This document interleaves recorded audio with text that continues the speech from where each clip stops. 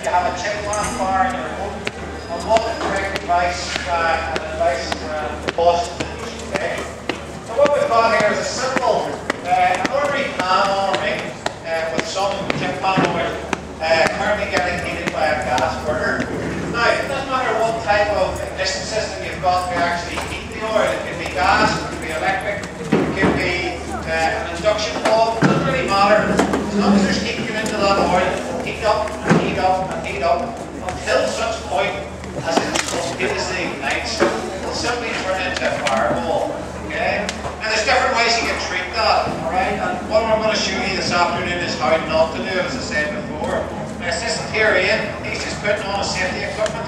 Alright? He certainly needs this stuff when you're dealing with a chip pan fire. So it's going to be very hazardous indeed.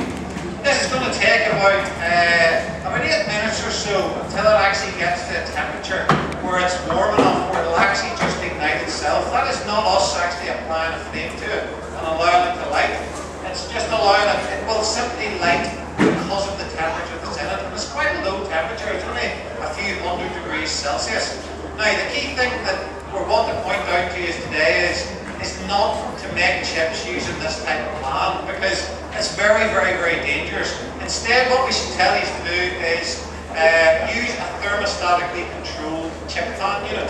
And that's one that simply you plug into the wall. The reason why you use them is because it's got an auto-cut-off device built into it that will switch it off and stop adding more heat when it gets to the correct temperature. And some people will be kind of worried in the past that, oh, the chips don't taste as good out of a pan like this. But that's definitely not the case. I mean, as long as the oil's at the right temperature, your chips will taste fine. And we would encourage you to use either one of those or to use oven chips. Cook your chips in the oven. You see there sitting beside the pan today is a little wok as well. The same principle applies for a wok. Okay, a lot of people making Chinese food and things like that. The same principle applies, and if you turn your back on for a short period of time, it will keep heating up and it will just turn into flame. Okay. Now, this will start to smoke, and you might even be able to smell it. The wind's kind of blowing behind me here today, so you'll know long before it's going to ignite if it's getting too hot. And what I would encourage you all to do is make sure that you never leave these unattended. Okay, that's the most important thing. And the same applies for anything that you're cooking in your home. Whether that can be in the grill pan, under the pan, putting stuff in the oven, or any other item on the ring.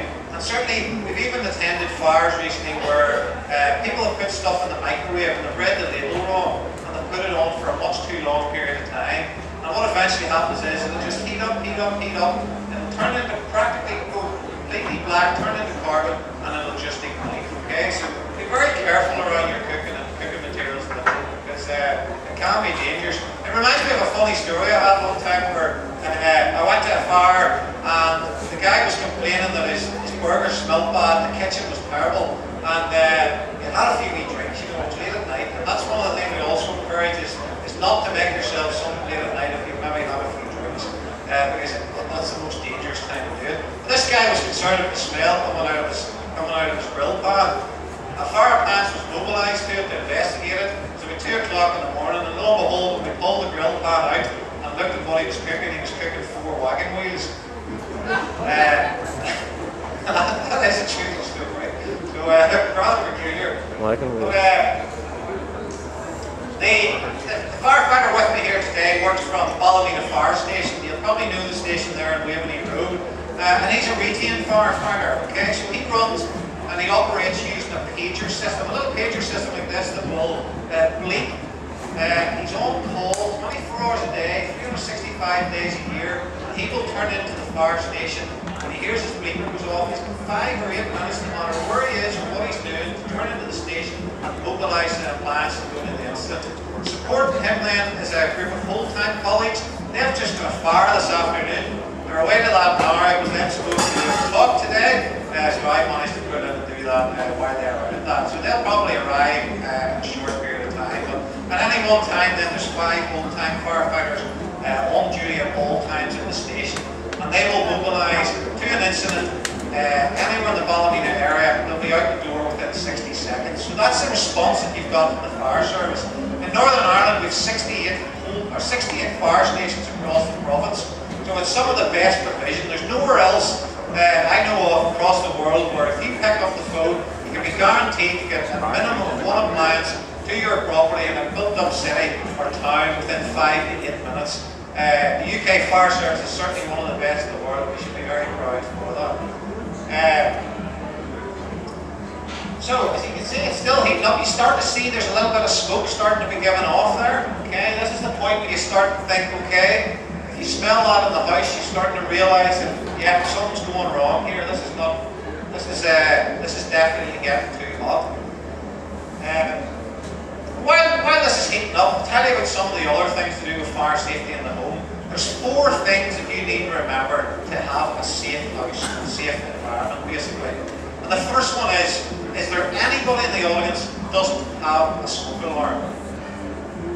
Nobody's putting their hands up. That's interesting. But I bet you if we follow that question on, we ask it, is there anybody who doesn't test their alarm once per week? There's a few of you now thinking, oh, well, that applies to me. I don't test mine once a week. Remember the old campaign? The younger people won't remember it. About 5 years ago on the telly, Northern Fire Rescue Service ran an advertising campaign, thumbs up on Mondays. And that was just to remind you, test your alarm once per week. Because we're finding more and more often now we're going to immobilise the house fires where there is no working smoke alarm on the property.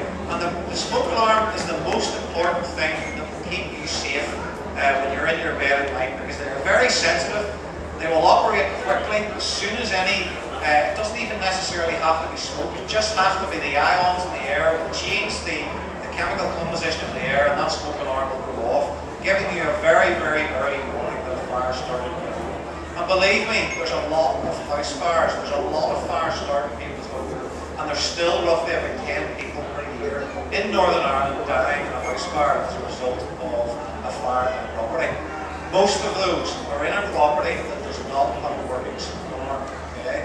Or what we're seeing more and more often now is people are not replacing the battery when they hear that little cheeping sound. So smoke alarms are designed to cheep, give you that little bird chirp, you'll hear cheep, cheep, and it will do that for a 3-week period before it stops cheeping altogether.